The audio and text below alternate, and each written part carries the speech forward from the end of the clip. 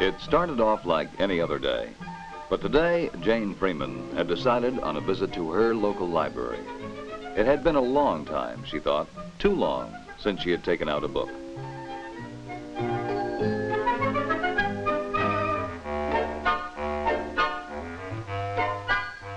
Her first stop was the new bookshelf. She selected a title and opened it to read. But as she thumbed through the pages, she found them blank from cover to cover.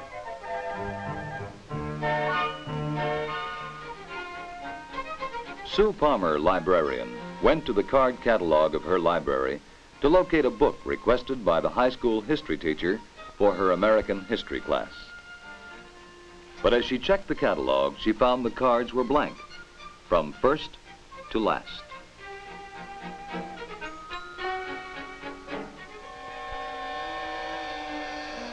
Charles Boyden, trustee of his public library, thought he would drop in to see how the new browsing room was coming along. But as he watched, the building started to dissolve into thin air and finally disappeared. The news aroused the people. And from a great multitude whose lives are touched by public library service came a question that echoed through the quiet villages that grace the New England countryside and the bustling towns and cities. What's happening to our libraries? What's happening to our libraries? What's happening to our libraries? In this age of astronauts, it is a question of vital consequence.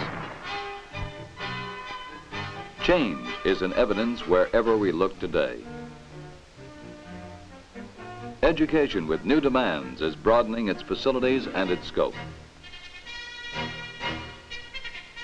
Opportunities for recreation have opened vast new possibilities. But in the rush to meet the challenge of our changing world, what's happening to our libraries? In too many communities, nothing. In others, libraries have kept pace with the times and provided the community with dynamic service.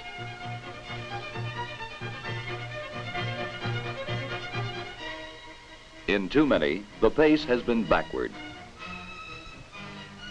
Shabby and outdated books, crowded space, old-fashioned rooms, antiquated lighting, and limited hours. Whereas in others, modern facilities, balanced book collections, and up-to-date techniques now provide a strong program.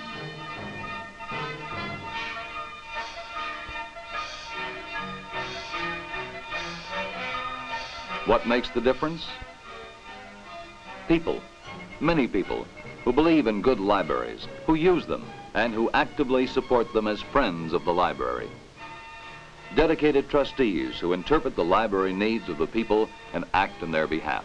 In summary then, with our ever-increasing population, there has been an increase in demand for library services. Costs of books and operating expenses are going up. If the library is to provide the community with the type of service it wants, then this increased budget request must be approved. Trained librarians to meet library needs as they develop and change. What happens when citizens, trustees, and librarians work together to improve library services?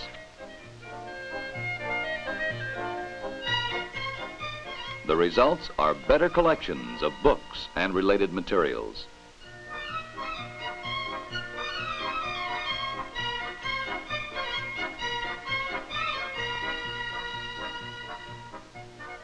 Better services to all members of the community.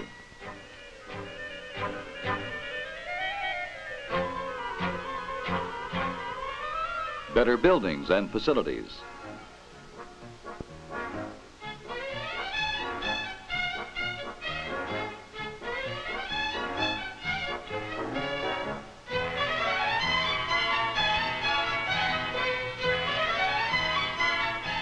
Better trained staffs.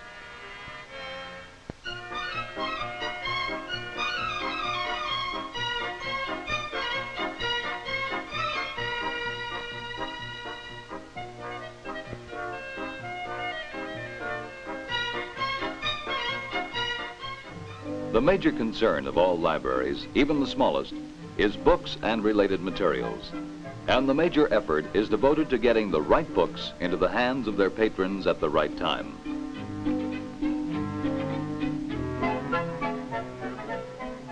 The continuing aim is to maintain and improve their collections to gear them to the needs and interests of each community.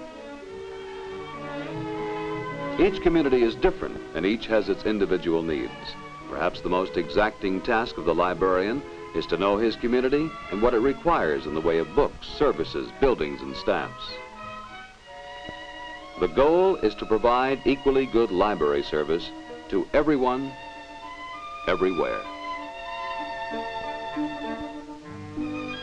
For example, a volume on automobiles manufactured in the 20s would be of interest to a collector of antique autos.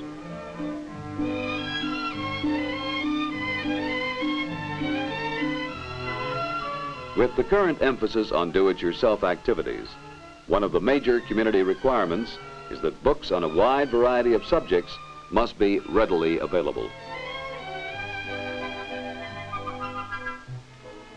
A man with a modern car, faced with technological advances, complicated mechanism,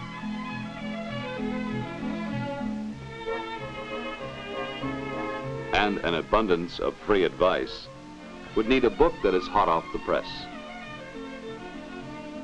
If you think about it, the different needs and interests of individuals within each community are virtually unlimited.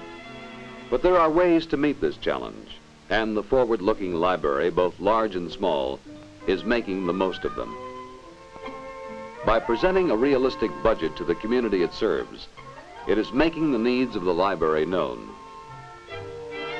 But local support is too often limited by a narrow tax base. State aid without loss of local control may be needed to back up those funds.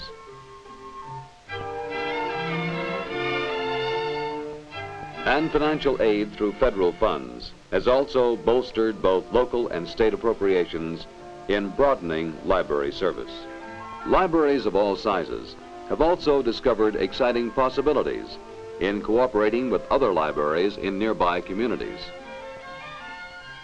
They are engaged in cooperative selection and purchasing of books with other libraries in their area, taking advantage of the greater discounts possible with larger quantity purchasing.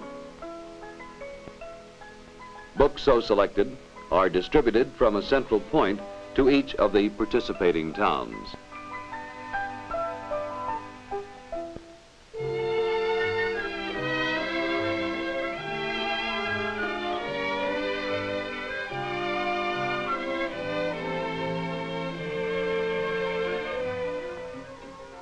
Building a comprehensive reference collection is mighty expensive business.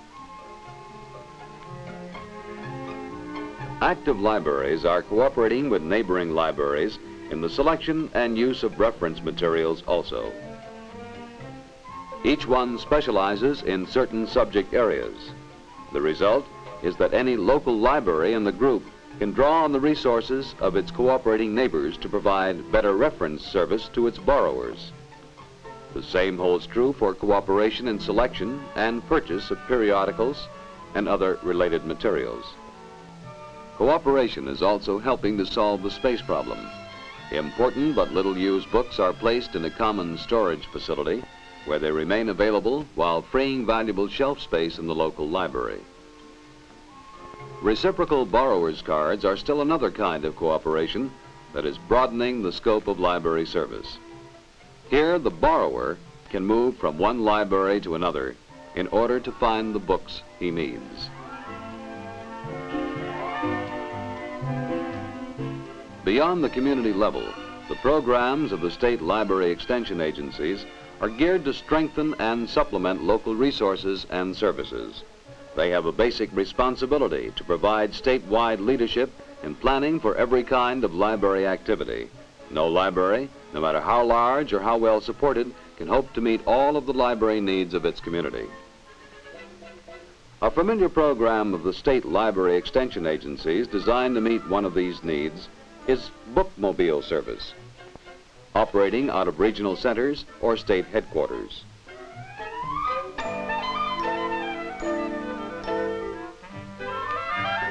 Local public libraries, and in many cases schools, special groups, and individuals enjoy the service regularly.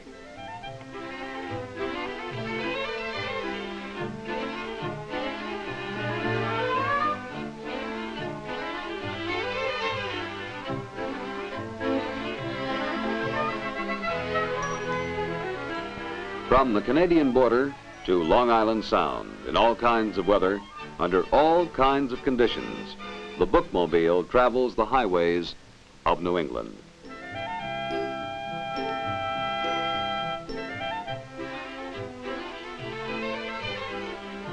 And wherever it goes, the welcome mat is out.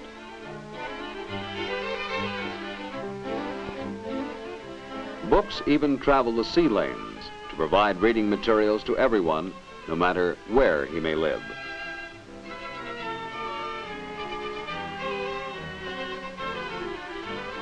But book service to rural areas is only part of the story.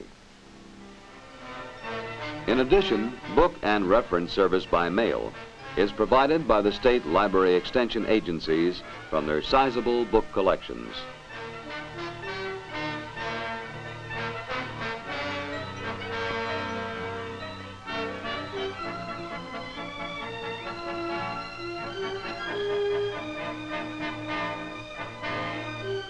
Where union catalogs are maintained, the agencies have a listing of the books contained in the cooperating group of libraries, and the requested material may be located through the catalog.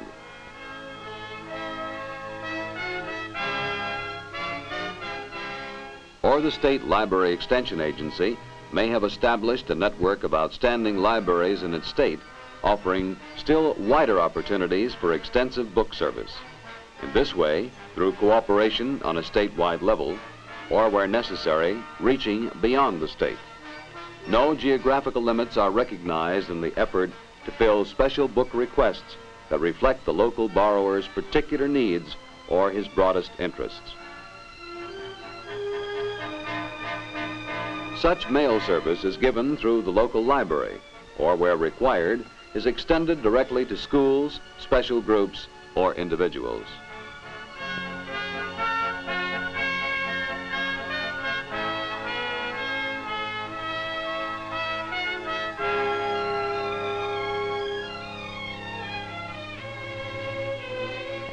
Cooperation is not limited to books and periodicals alone.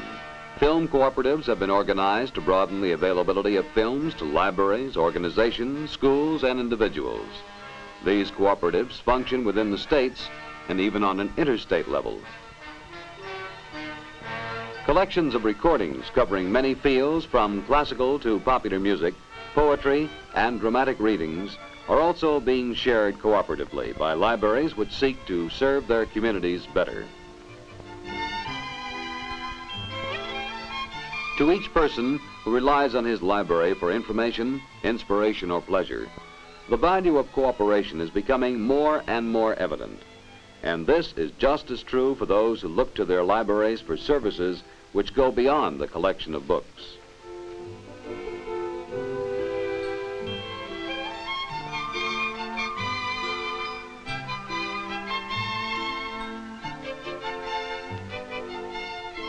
Take reference service, for instance, one of the most important services available at the local library.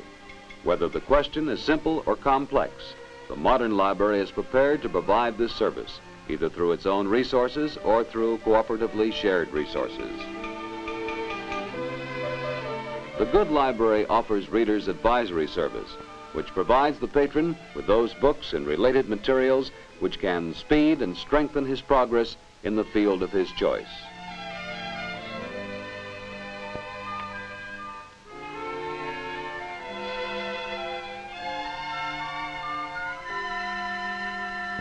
To keep their teenage readers interested, some progressive libraries have organized special advisory groups of young people for the review and selection of library books for their particular age group.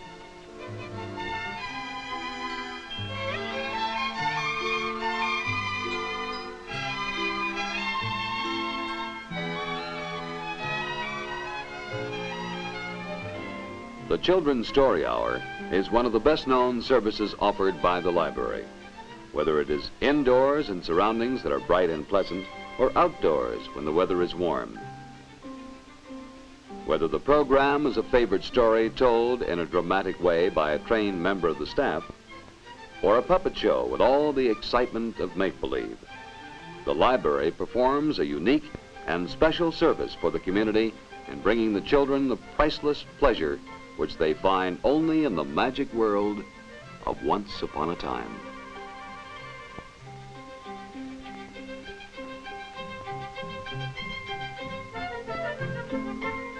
As a supplement to the school library, the community library provides a source of reference material for study when schools are not in session. Even more important, it makes available the books the student needs to pursue his special interests which may chart the course of his life.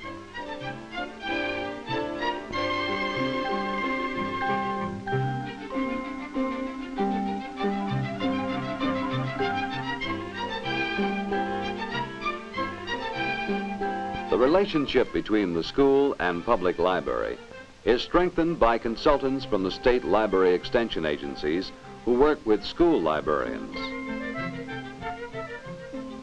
and with public librarians to foster the unique and vital function of each.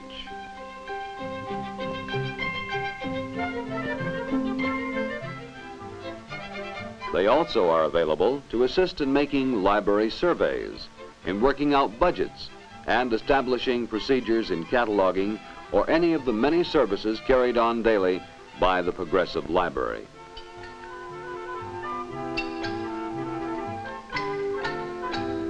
Exhibits covering a wide range of subjects are another service being provided by the active library, and cooperation is being used to extend the value of this interesting phase of library work. Each library in the cooperating group creates an exhibit of its own, and the collection is then rotated among the group. Add to these services adult discussion programs,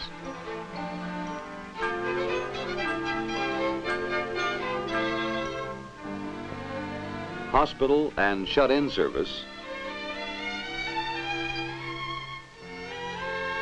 services to golden age groups,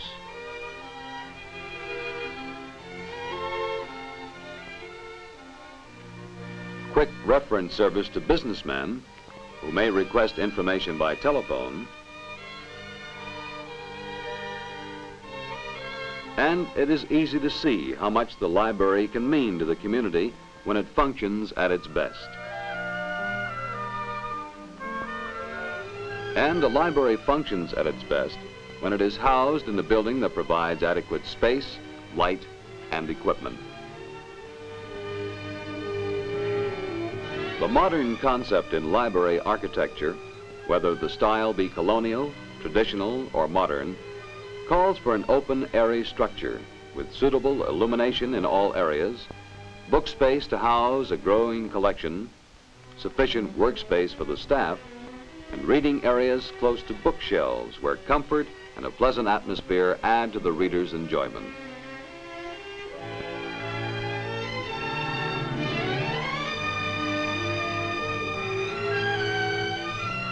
The state library extension agencies cooperate to provide information and guidance in studying building requirements. Present population and anticipated population changes are basic considerations in making recommendations. A new building is not always the answer. Often expansion, remodeling, or rearrangement of the present building will handle the situation.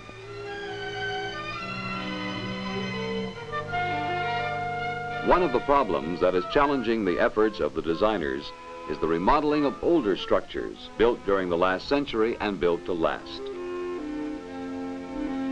Poor lighting, narrow, cold windows, dark, crowded shelf space, narrow, dangerous stairs, can be changed with the most gratifying results through ingenuity, careful planning, and the energy of all who are seeking good library service. Where the local community has accepted its responsibilities and raised the money, the local library has been transformed.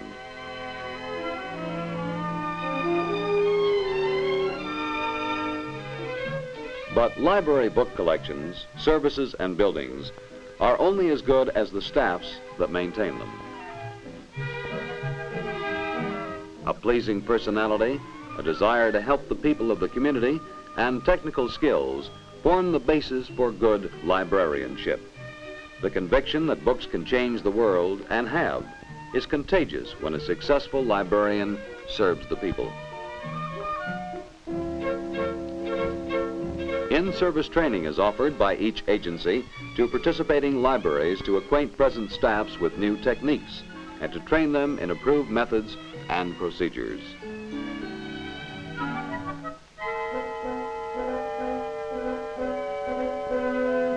Promotion of library standards established by the American Library Association and by the individual states is a most important phase of the agency's work. Certification of librarians is also encouraged. Good communications is essential to progress, and the writing of brochures, pamphlets, newsletters, and other printed materials is carried on by the agencies to help keep librarians informed and up to date on all matters concerning library work.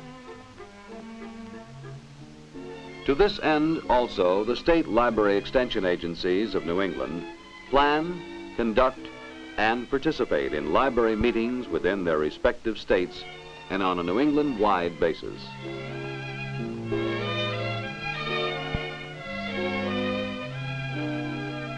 Regional meetings geared to the interests of library trustees are broadening the understanding of this important group in improving service.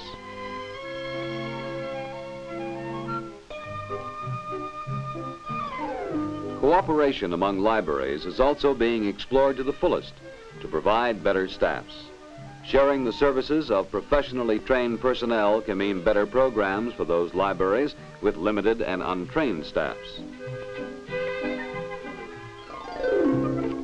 Yes, whatever libraries are serving their communities well, the people, the trustees, and the staffs are continually working together to keep pace with the changing world. What about your own library? Is Jane Freeman a member of your community? Are the books on your shelves blank? They might as well be if they're not being read. Is Sue Palmer on your staff? Are her cards really blank? They might as well be if there's no time for cataloging, no space for files, if the books are out of date or badly worn or unavailable. And your library, is it a center of community interest? Is it being well used, or might it just as well disappear? Are you merely asking, What's happening to our libraries? or are you taking action to improve your library? Are you providing enough money to do the job? The job of maintaining a book collection geared to your needs, of offering the services you want,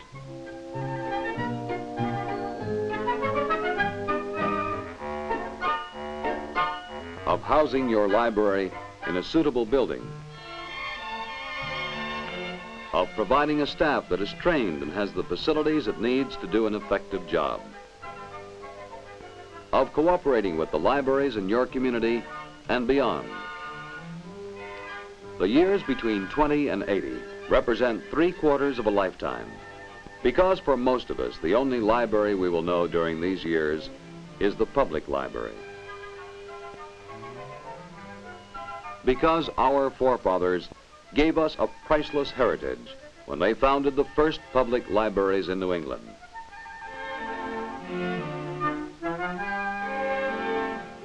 Because our obligation to our children and to the future is even greater than our obligation to the past, we must make sure America builds its wisdom and strength for the long struggle ahead to win the minds of men.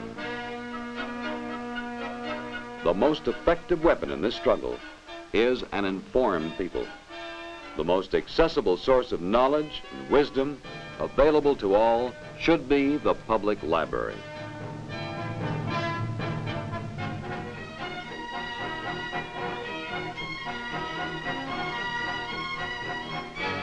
The question is, what's happening in your library?